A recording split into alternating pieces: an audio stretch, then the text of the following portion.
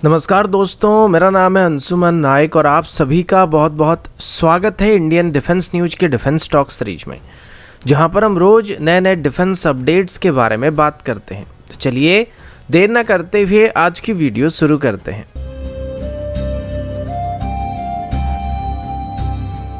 आज की पहली अपडेट इंडियन नेवी की एयरक्राफ्ट कैरियर की तरफ से। कुछ दिन पहले इंडियन नेवी की तरफ से डिफेंस मिनिस्ट्री के पास अपनी सेकंड एयरक्राफ्ट कैरियर को बनाने के लिए एक प्रपोजल को सबमिट करने की बात सामने आई थी, जिसमें अभी INS विक्रांत क्लास की एक और सिस्टर वेसल को बनाने का फैसला किया गया था। ये वेसल अभी 2032 तक इंडियन नेवी में इंडक्ट करने का प्लान किया जा रहा है और इस वेसल को बनाने के लिए इसमें INS विक्रांत के मुकाबले बेहतर और हायर क्वालिटी की इंडिजिनस कंटेंट का इस्तेमाल होने का प्लान किया जा रहा है। इसके अलावा इसकी साइज को भी थोड़ा इंक्रीज किया जा सकता है और इसमें INS विक्रांत के मुकाबले बड़े साइज के लिफ्ट्स और हैंगर्स को भी बनाने का फैसला किया जा रहा है, जो कि शायद INS विक्रांत के मुकाबले ज़्यादा एयरक्राफ्ट को भी कैरी कर पाएगा और इजीली एयरक्राफ्ट को हैंगर से डेक तक ट्रांसपोर्ट कर पाएगा। इसके बाद इस प्रपोजल के साथ ही इंडियन नेवी की तरफ से अपनी थर्ड इंडिजिनस एयरक्राफ्ट कैरियर यानी कि INS विशाल को भी बनाने के लिए प्रपोजल को डिफेंस मिनिस्ट्री के पास सबमिट किया गया है, जिसमें इंडियन नेवी की तरफ से बात बताया गया कि हमको अभी INS विशाल की भी जल्दी ही जरूरत पड़ने वाली है और इसे हम INS विक्रमादित्य को रिप्लेस करने के लिए इस्तेमाल करने वाले हैं। ये साइज में सबसे बड़ा और लगभग 65,000 टन डिस्प्लेसमेंट वाला एयरक्राफ्ट कैरियर होने वाला है और इसमें ईमेल सिस्टम का भी इस्तेमाल किया जाएगा, यानी कि इलेक्ट्रोमैग्नेटिक लॉन्च सिस्टम का इस्तेमाल किया जाएगा। अब इसको बनाने के पीछे नेवी की तरफ से रीजन दिया जा रहा है कि INS विक्रमादित्य, जिसको 2013 में इंडक्ट किया गया था, इसका सर्विस लाइफ बस 25 साल का है, जिसे उसके बाद रिटायर करना पड़ सकता है और अभी के हालात में ये लगभग 10 साल पूरे हो चुके हैं और आने वाले 15 सालों में हमको इसको रिप्लेस करने की जरूरत पड़ने वाली है। इसी वजह से अभी से INS विशाल को बनाने के लिए नेवी की तरफ से प्रपोजल को तैयार किया गया था। INS विक्रांत क्लास की दूसरी वेसल को 2032 में इंडक्ट करने के बाद 2040 के अंदर ही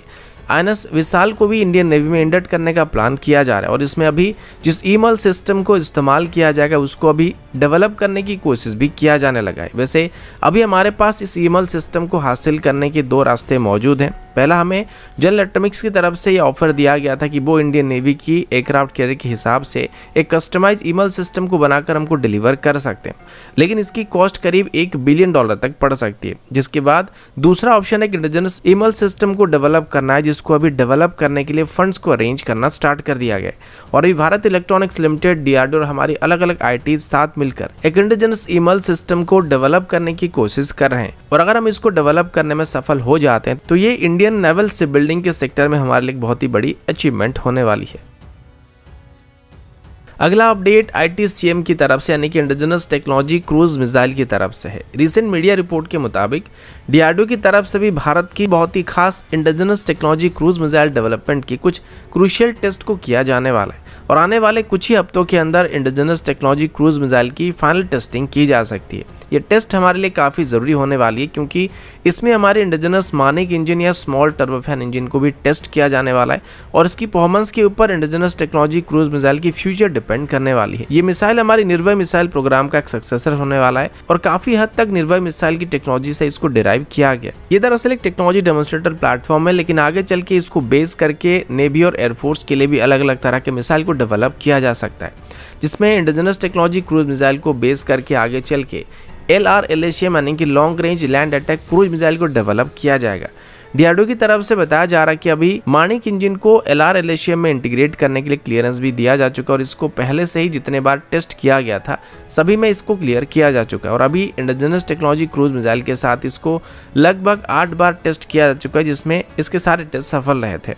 इसके बाद अभी DRDO को उम्मीद है कि अभी LRLHM को डेवलप करने में हम कोई खास परेशानी का सामना नहीं करना पड़ेगा और जल्दी ही LRLHM को टेस्ट करना शुरू किया जाएगा। इसके साथ ही अभी इससे मैन्युफैक्चर करने के लिए भी DRDO की तरफ से 3 इंडियन प्राइवेट सेक्टर कंपनियों के साथ बातचीत करना शुरू किया जा रहा है, जो कि आगे चल के इसको मैन्युफैक्चर करने वाला है, जिससे साफ होता है कि प्रोग्राम अभी जल्दी पूरा होने वाला है, जिस वजह से अभी से इसकी प्रोडक्शन पार्टनर को तलाश करने की कोशिश किया जा रहा है।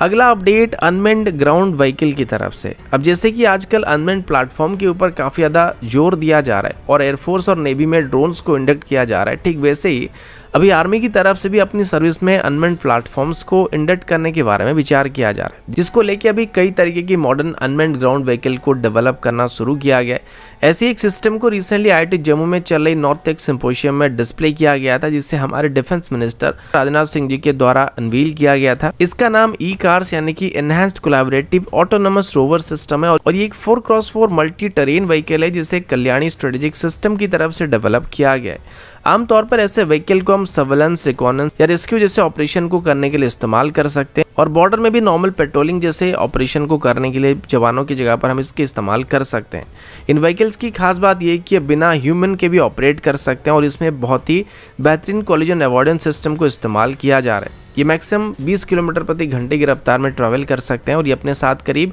350 केजी तक की पेलोड को भी कैरी कर सकते हैं। साथ ही ज़रूरत पड़ने पर ये अपने पीछे करीब 500 केजी तक की पेलोड को भी टो करके ले जा सकते हैं, जिस वजह से नॉर्मल पेट्रोलिंग के दौरान जवानों के लिए लॉजिस्टिक वगैरह या एमुनेशन वगैरह कैरी करना इसमें काफ़ी आसान हो सकता है। और ये अभी लगभग 2 अलग अलग तरह के मॉडल में भी आने वाला है, जिसमें एक व्हील्ड वेरिएंट होने वाला है जो कि नॉर्मली किसी भी तरीके की ट्रेन में ऑपरेट करने के लिए इस्तेमाल किया जा सकता है, और एक स्नो बेस्ड वेरिएंट होने वाला है जिसको खास करके स्नोई एरिया में इस्तेमाल किया जाएगा। और इसकी दोनों मॉडल को देखने के बाद ये साफ होता है कि इसको खास करके बॉर्डर रीजन में जवानों के साथ या अकेले पेट्रोलिंग करने के लिए, लॉजिस्टिक सप्लाई करने के लिए या लॉजिस्टिक को साथ ले जाने के लिए इस्तेमाल किया जा सकता है। तो दोस्तों अभी के लिए इतना ही, मिलता हूँ आपसे अगले वीडियो में, तब तक के लिए जय हिंद, वंदे मातरम।